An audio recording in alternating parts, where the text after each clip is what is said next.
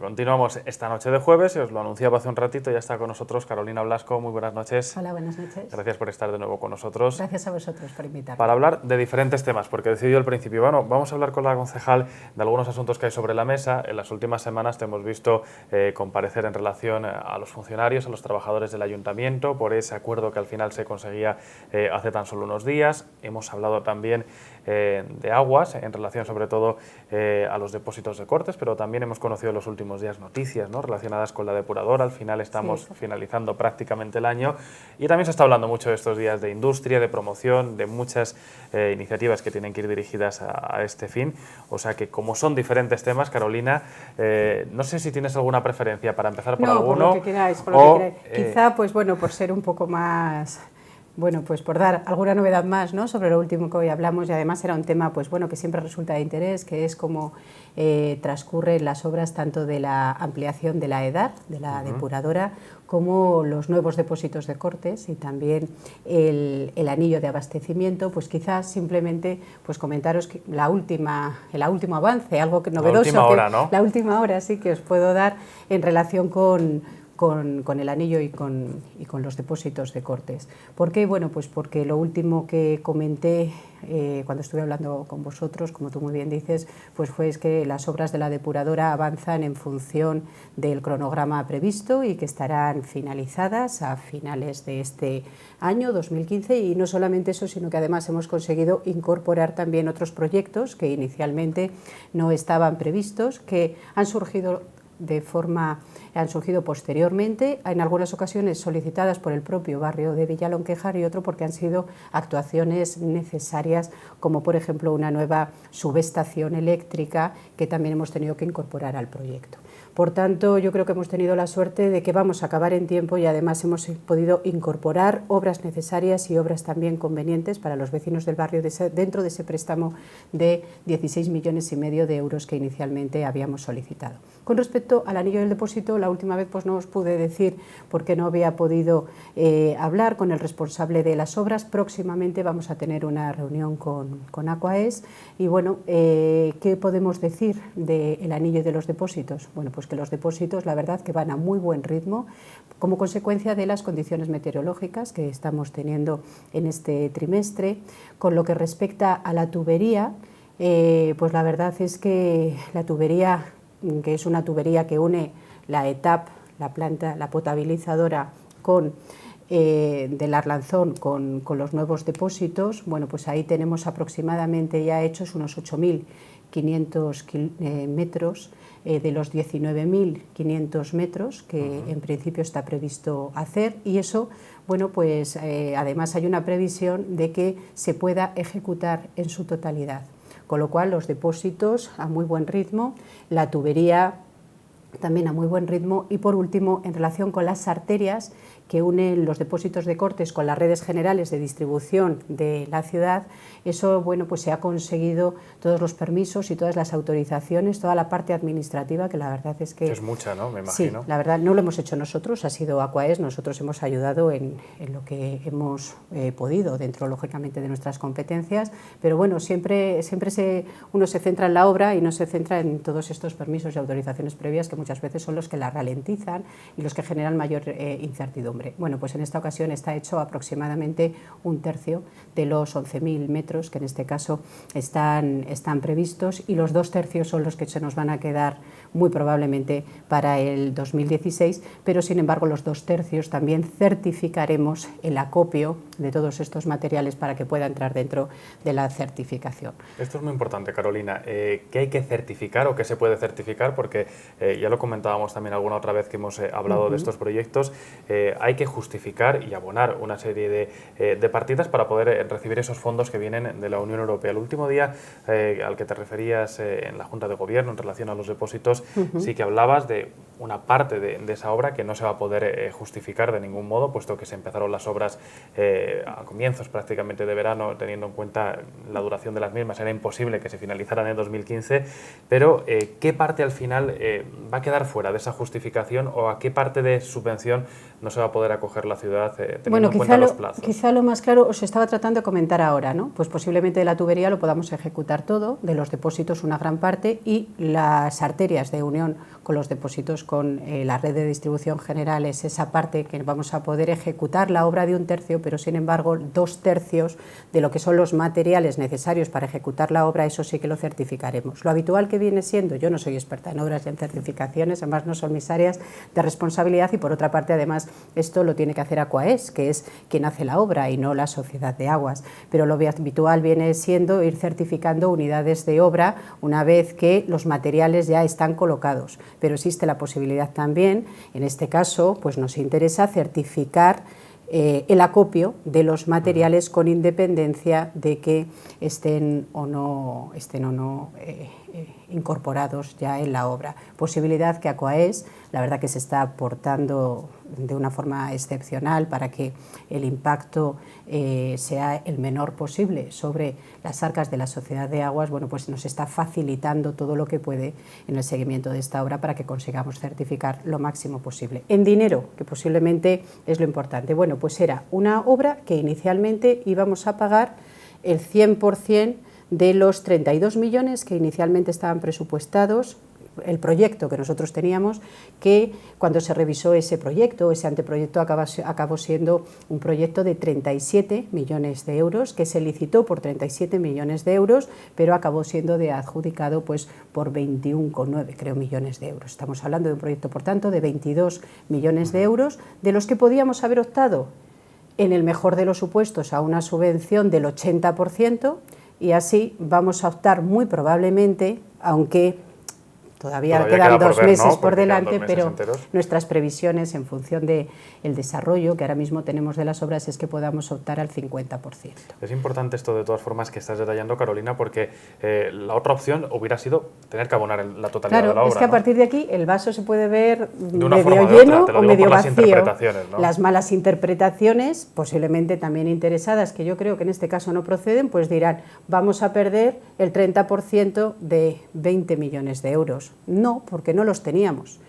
Lo que yo quiero ver es que vamos a ganar el 50% de 20 millones o de 22 millones de euros, aproximadamente 11 millones de euros, estamos hablando, insisto, en cifras redondas, que vamos a disponer de 10 millones de euros que, si hubiéramos acometido nosotros la obra con nuestros propios recursos, no hubiéramos tal. Y hay que tener en cuenta que cuando se empezó a hablar de la posibilidad de que con estos fondos vinieran para Burgos que además ya había sido afortunada desde el punto de vista que con estos mismos fondos cooperativos nos están también pagando el 70% de la ampliación de la EDAR.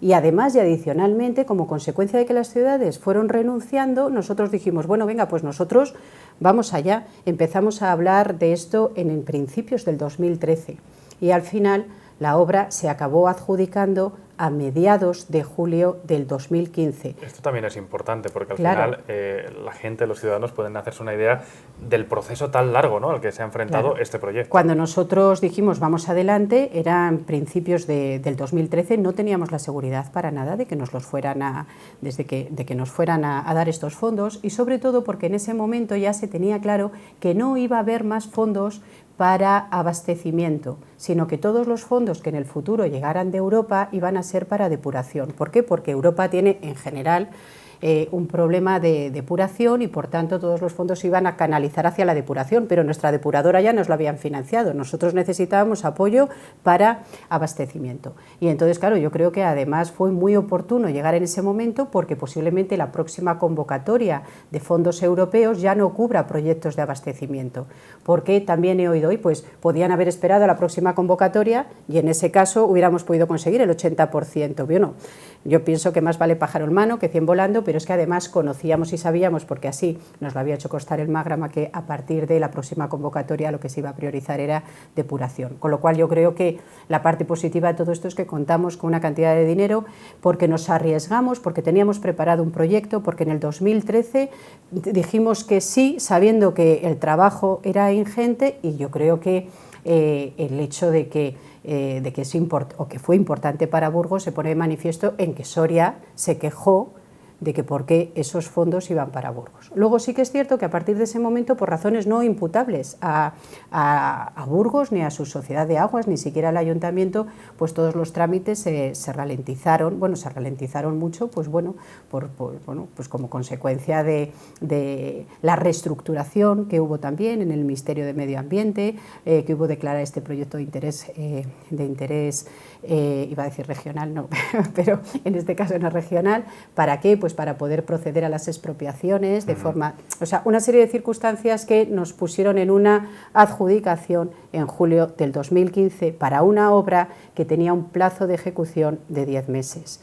¿Qué supone, Carolina, para que la gente sepa al final a qué nos estamos refiriendo? Porque llevamos muchos años hablando de obras en la depuradora, del anillo de abastecimiento de los depósitos.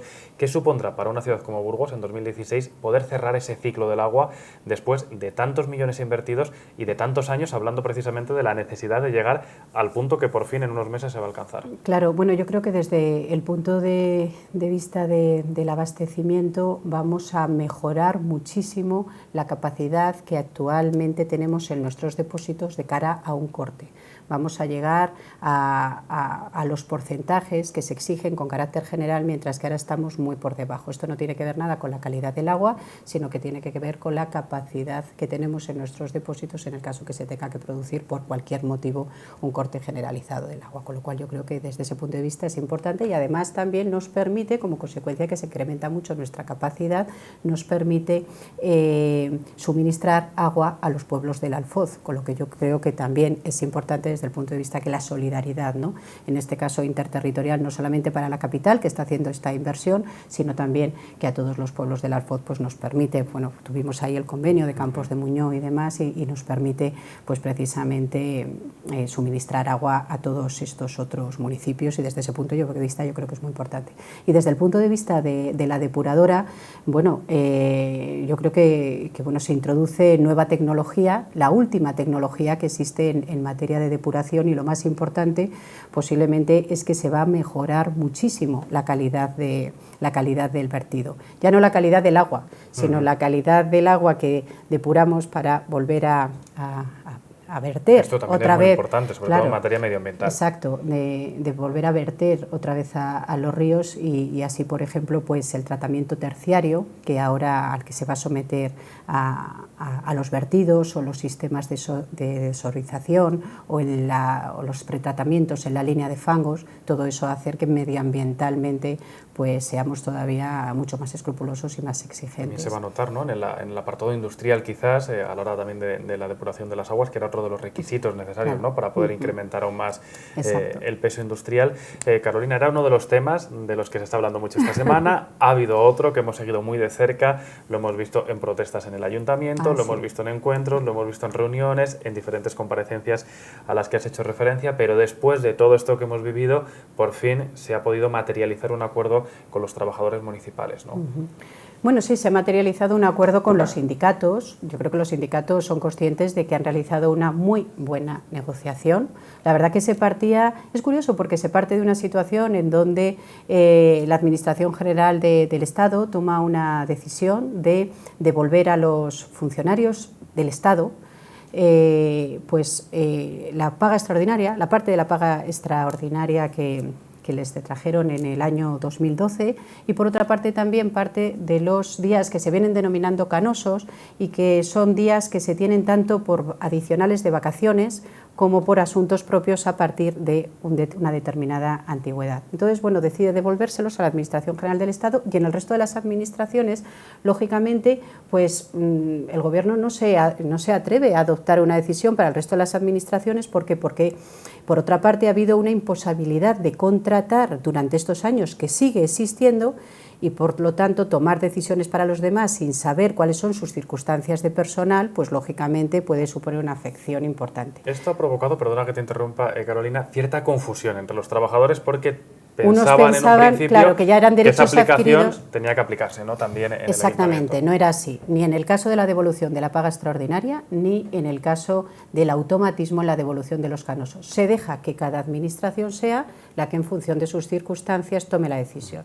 Desde el primer momento nosotros optamos por devolver la paga extraordinaria, porque entendemos que nosotros habíamos sido muy austeros en política de personal y que como consecuencia de eso, la verdad es que no queríamos financiar políticas públicas con cargo a las retribuciones de los empleados públicos y por tanto desde el primer momento realizamos las gestiones para ver si con cargo al crédito que nos queda de los puestos que no hemos cubierto durante este año podíamos devolver los días que se correspondían con el año 2015, con lo cual tanto en el año como 2015 como también en el año 2016 nuestro planteamiento fue devolver los días que se devolvían en la Administración General del Estado. En relación con los canosos y los moscosos, a mí no me preocupaba en este caso tanto el dinero, insisto, porque habíamos sido austeros y lo teníamos para poder devolverlo, sino que me preocupaba el tiempo, la situación del ayuntamiento, 4 años después sin poder contratar, sin poder cubrir bajas de maternidad, solo se puede contratar en supuestos en los que concurra urgente e inaplazable necesidad. Con lo cual deja muy limitada y además es que hay que informar que concurre la extraordinaria y la urgencia necesidad. Eso ha hecho pues que durante todos estos años lo que hayamos estado haciendo es redistribuir recursos, encomendar funciones. Yo ahora mismo estoy sin técnicos de Administración General que me informen los expedientes como consecuencia, pues que una de las personas está de baja, la otra. Es una situación complicada. Entonces, en ese contexto en donde el tiempo y la jornada es tan importante, se plantea 35 horas de trabajo. Pero vamos a ver, es que en esto la ley no da cobertura. La ley dice que hay que trabajar 37 horas y media. Antes ni siquiera lo decía. Se venían trabajando 35, pero bueno, tampoco se decía expresamente en ningún sitio que eran 35. Ahora se dicen 37 horas y media. Y eso nadie lo ha cambiado. Otra cosa es que en algunas administraciones, en función de sus circunstancias, se puedan adoptar determinadas medidas de flexibilización como consecuencia de que la prestación de los servicios a los que se dedican permiten esa posibilidad. Pero nosotros tenemos colectivos como bomberos, policía, brigadas, donde tenemos que hacer calendarios laborales y los calendarios laborales nos obligan a detraer esas jornadas, con lo cual el impacto económico de volver a las 35 horas sin que la ley lo habilite es importante. Sí que es cierto que, como tú muy bien dices, yo creo que como consecuencia de la devolución se pensaba que se tenía, del decreto para el Estado, se pensaba que se tenía derecho a todo y sin conocer que entraba dentro del ámbito de la negociación y dentro de las posibilidades. Con todo y con eso nosotros además hemos devuelto, ha sido un tratamiento muy semejante al de la Administración General del Estado. En el 2016 devolvemos absolutamente todos los canosos, en el 2015 negociamos solamente el 50% de lo que les hubiera correspondido, pero porque claro, el impacto de tener que recuperar todos esos días a final de año o si no imputables al 2016, pues era un impacto muy grande. Pero por eso precisamente se han negociado cosas como volver a aportar al plan de pensiones, la negociación de un único convenio para todos los laborales del ayuntamiento, que ahora en función del servicio donde esté pueden tener un tratamiento diferente, un nuevo convenio para los funcionarios, un plan de igualdad, o sea, una serie de aspectos, sí, algunos de ellos hay que concretarlos, otros hay que empezar a negociarlos, pero que yo creo que los sindicatos firmantes saben que es un buen acuerdo. Sí que es cierto que por otra parte los trabajadores municipales siguen insistiendo, y nosotros queremos las 35 horas, pero es que las 35 horas no se puede. Yo he dicho, otra cosa es que podamos flexibilizar la jornada. Eso no quiere decir que no se cumpla. Otra cosa es que flexibilicemos su cumplimiento. ¿Por qué? Porque cualquier decisión que tomemos tiene que estar dentro de la ley. Y yo estoy dispuesta, por supuesto, a iniciar negociaciones para ver en los colectivos que sea posible cómo se puede flexibilizar el cumplimiento de la jornada. Todo lo demás yo creo que es aprovecharse de una situación en donde hay elecciones por delante, tenemos un gobierno que no tiene una mayoría absoluta dentro del ámbito municipal y bueno, yo creo que eso genera cierto caldo de cultivo para estas protestas y bueno, estas reivindicaciones que por una parte yo considero muy razonables, porque sí que es cierto que los funcionarios, yo soy funcionaria también, aunque no de la administración local, pero durante muchos años pues bueno, hemos sufrido, pues no se nos han incrementado las retribuciones, bueno, pues recortes del 10% incluso en las retribuciones, como quiero decir que bueno, pues es un escenario pues complicado y que bueno, pues que los empleados públicos en general quieren gestos, pero gestos dentro de la ley, yo creo. ¿Cómo se viven al final, Carolina, ya a título quizás personal, unas negociaciones de estas características? Porque algo lo que habéis coincidido las dos partes es que han sido duras por la cantidad de temas,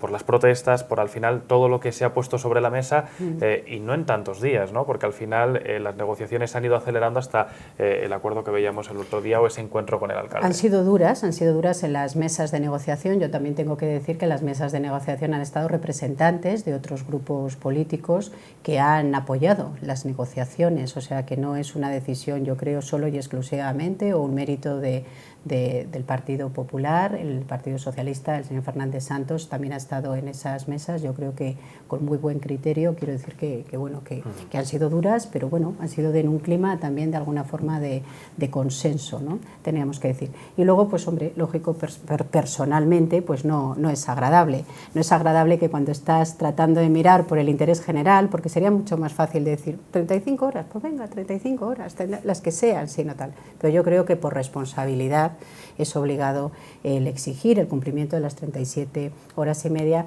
y no es agradable, lógicamente, que cuando uno está tratando de velar por el interés general y por el cumplimiento de los servicios, pues tener que sufrir de forma personal reivindicaciones, pues bueno, pues lo que yo he vivido, ¿no?, en el ayuntamiento. Pero bueno, yo quiero entender que no son temas personales, sino que bueno, pues yo represento en este momento una figura y de esa forma yo creo que lo llevo mejor, ¿no?, entendiendo que no es algo personal, sino como consecuencia del cargo que ocupo y la responsabilidad que de él se deriva, claro. Carolina, rematamos nuestra conversación esta noche, si te parece, hablando de industria, porque también es otro de los temas de los que se está hablando mucho, sobre todo cuando se habla de promoción, de nuevas atracciones, de intentar captar nuevas inversiones también. El ayuntamiento, ya desde hace unos años y desde la concejalía que ocupabas también en la anterior legislatura, ha trabajado ya en esta línea. Sí. Con esto quiero decir que no es que se haya producido un corte y no se esté trabajando en la materia, sino que aunque se busquen nuevos cauces, sí, lo cierto es que el ayuntamiento